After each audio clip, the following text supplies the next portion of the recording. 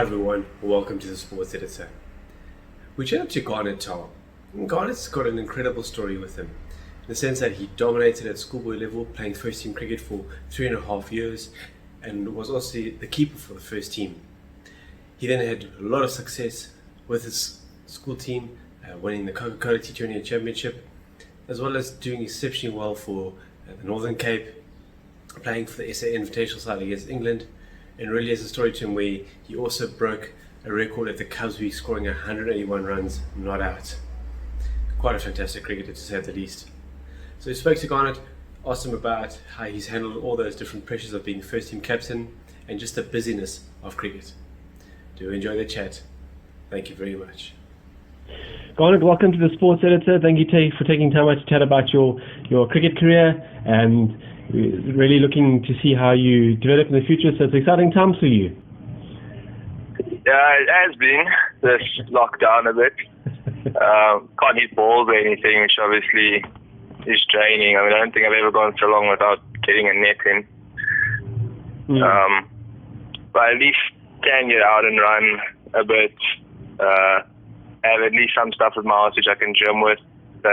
It's manageable, but yeah, it's getting a bit long now. No, it is indeed. But hang in there, it's going to be okay. Garnett, your school, St. Andrew's Bloem, did you join the school partly because of how well the cricket program was run at your time there? Yeah, 100% joined Saints just for how the cricket was run. The first team coach, Mr. Hobson, for me, he's one of the best coaches I've worked with. So at the stage, I was still in Grey, and in Grey was still dominating Saints in cricket every year. But I just knew, want to go further, I just got to get a good coach behind me, and it'll sort itself out. Hopefully I can make a bit of a difference and change some stuff. So, yeah, 100% went for the cricket. I didn't really think that much of schooling, whatever. I just wanted to get the cricket in.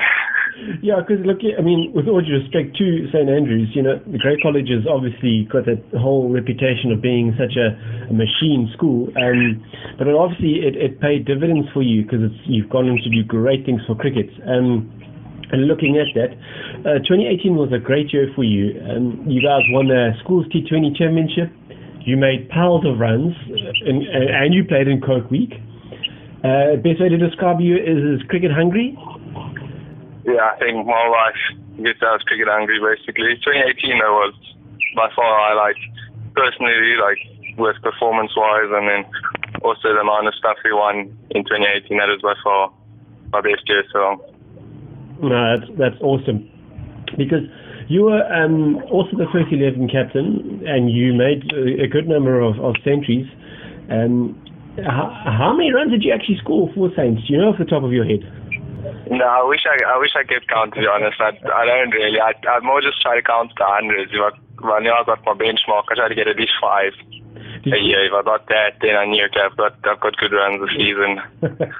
Roughly, how many centuries did you score for Saints? For the first team, 14. 14 centuries for the first team? Yeah. And then when did you start playing first team cricket? At what age? How old were you?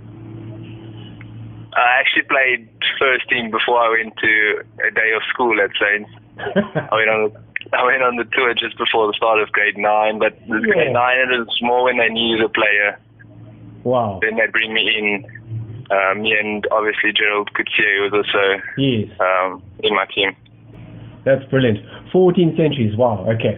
So, but let's go a bit more specific though. Which fixture did you love playing, even though you knew perhaps yourself or your team was under a bit of pressure?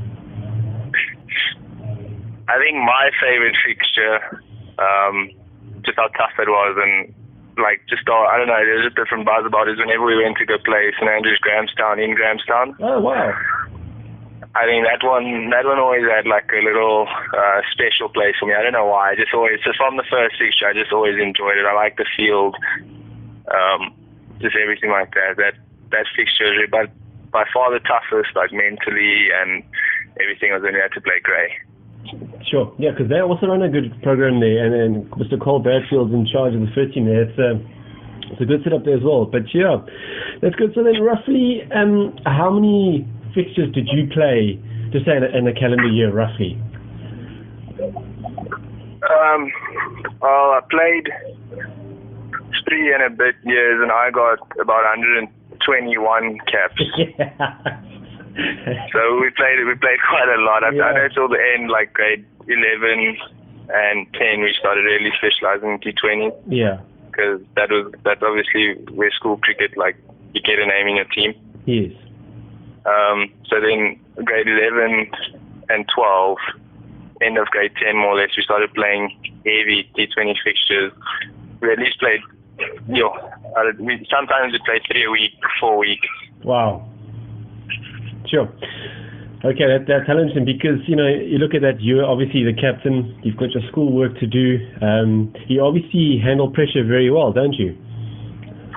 I like to think so. I like to think I'm a bit of a moment person, like when I need to step up. Like I value like final runs and that stuff a lot. Okay. So I do like to think that I step up with pressure well, especially in the captaincy form. I think I did pretty well. No, that's brilliant. Because you were also captain for the Freeset team at Coke Week. So yes. Is leadership something that just comes to you naturally, and do you enjoy taking responsibility? I think it does. I think I've got a strong character, which I think a leader needs. I always wanted to lead a team. I never did it until high school. So it is something that I really do enjoy. I feel it also makes me perform a bit better. It just gives me that extra bit of boost, like I'm in control on me. So I really do enjoy the leadership role. No, that's excellent. Because moving along towards 2019, talk about being a leader, Cubs Week was also incredible for you. You scored a record 181 not out versus Cape Cobras. He scored it in 135 balls. So 2 questions here. Firstly, once you reached your hundreds, was it floodgates open then? Not really. I don't know how many balls I took to reach my 100 in that game, but I knew, I wasn't. It was a bit of a difficult weekend, and I clicked that okay, this is one of those days that I have to it's working for me today. I must really take it on. And then also I was like a bit stubborn the day before. I got a low score, and I thought someone else get like a 90 whatever. And I'm like, okay, how am I going to catch this guy to be the top run scorer in the tournament? Stuff like that I always look for. And then when I passed 100, and I knew I had quite a lot of time left, and I said, okay, these guys got one hell of a score. I'm going to see how long I can bat. If I can get more runs, like a 150 or whatever, takes me up that thing, and then we might have a chance to win. Sure. And then luckily it planned out. I do think the next 80 was a quick fire one. Yeah, because if it wasn't for your big score there, I think your team would have been in a bit of trouble. And second question, can we expect more runs like that from you? I hope so. I like to pride myself on when I score 100, I go bigger than 100. I don't like 110. I don't like. For me, I just feel like I've given up on my stuff. Said I'm content with 100. I know I used to always keep count that I got so many 100s and only been once out after 100, and so that is something that I do pride myself on, so I can go big. Nah, that's awesome. That's brilliant. Yeah, no, it's good to see that you make your mind up and you follow through and you do it properly. That's good. So we're going to chat a bit now onto your sort of professional career. And you've played list A cricket for Northern Cape since 2018. Is there a bit of tough competition in the keeper department for you there? When I got there, I wouldn't really say so. I did get the role once I came into the side. I got my position. But now with the new season, obviously we signed Clyde 14. So he's a well-recognized keeper and a good one as well. So now it's a bit of he's got the upper hand at the moment, but keep working. Take it off. Yeah, you've got the runs to back you there, so keep going. Because you obviously, and only because this team's closest to where you're staying, obviously you'd love to get a start there for maybe the Knights, or even Free State cricketers, so to say. Would that obviously be a goal of yours? I think to play Knights is definitely the goal. I don't want to think of myself as just trying to make another semi-pro side or whatever. I want to go up. So my goal is obviously Knights, which would then obviously I can stay at home, which benefits. But if not Knights, I'm more than happy to stay at Northern Cape until I get there. Yeah. I mean, it's giving me good opportunity. No, that's brilliant. But let's just chat a bit briefly on your wicket keeping. You've done a good job behind the stumps with 22 catches in 10 first-class matches. Were you naturally drawn in to be a keeper, or is it something that you've worked on? I've always kept. I don't think I've even bowled much in my life. From early, they gave me the gloves and they said that I think that they had like a type of Malinga action in Baker's cricket. So then they're like, "Hey, you got to keep." You could have been dangerous. You never know. Yeah, they ruined my career out there. But yeah, then since then I've just always kept. I was also really short in primary school, which you wouldn't guess now. So then it worked hand in hand, basically, that I keep, and then I go open the batting, and I quite enjoyed it, like, because I looked up to a guy like Adam Gilchrist. So I was like, hey, as soon as I got that clicked, I was like, hey, I want to do this, and I just stretched through. No, that's brilliant. And talking about that, it's always an interesting thing. Obviously, if you play with the white ball cricket, you more than likely open the batting. Red ball cricket, you probably bat 6 or 7. Are you trying to aim to play the short format and the long format, or do you want to specialize in a certain format? I want to play both.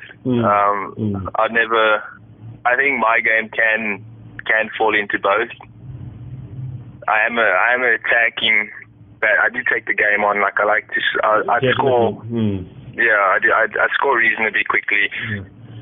But I believe I've got a good temperament as well with red ball cricket. So I feel like I can definitely play both. No, that's brilliant. So you definitely one to watch. And then you obviously got a fantastic call-up. You got picked for the SA Invitational 11 against England. Was it a good or was it a tough experience, that fixture? No, it was one of the best, I think, to just be able to play against those guys. I didn't do, obviously, the best. But, I mean, just see how they go about their business, be around that setup. I mean, it was the first, national setup I've been around. Something I always wanted. So, for me, that was amazing. The only one thing that got to me a bit was I didn't do that very well in List A cricket for Northern Cape. So, I don't really believe that I deserve that opportunity fully. Oh. But, I mean, sometimes it goes your way, sometimes it doesn't. Yeah, well, I mean, I don't know the actual numbers, but I just know you've been making lots of runs. So you just got to keep at it.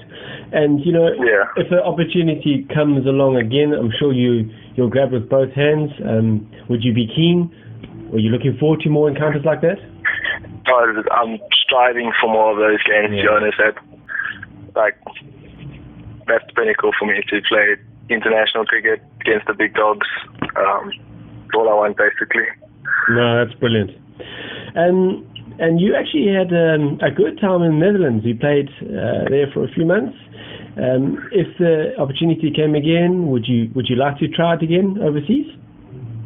I'm definitely going. I was going to go now to Ireland to play for Cork County. Okay.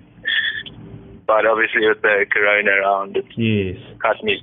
But that's one thing since a kid, I've always wanted to play overseas in England, just travel, just play cricket yearly basically, because, I mean, either I'm playing cricket yearly or I'm playing 6 months and then training 6 months, so I figured which one will be nicer to do. Yes, no, it's true. Yeah. No, and that's a great experience because you pick up so much there, you learn so much, and it's really good. It keeps that hunger going, so no, it's brilliant. Yeah. You've also had some dealings with a Future Sports Agency. Have they been looking after you? Yeah, I work mostly with Paddy. He looks after me like I can't even describe. He takes care of all my issues. He's got me one of the best sponsorships that I've had with Redfoot.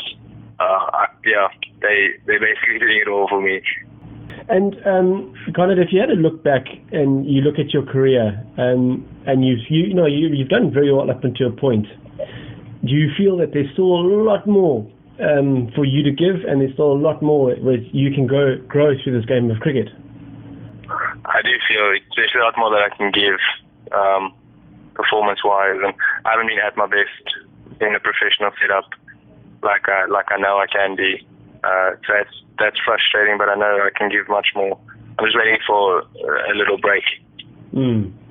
Well, I'm a firm believer in hard work, and I believe hard work pays off. So I reckon you must just keep hitting those balls and staying fit and trying to run around as much as you can, and then before you know it, I'm sure you'll get to where you want to go. Yeah, I think so. Well, Garnett, it's been absolutely lovely chatting to you. Keep thank you very much on your career, and it's just like a quite interesting 14 centuries at first team level is a jolly good effort. So I'm sure great things await you. Thank you.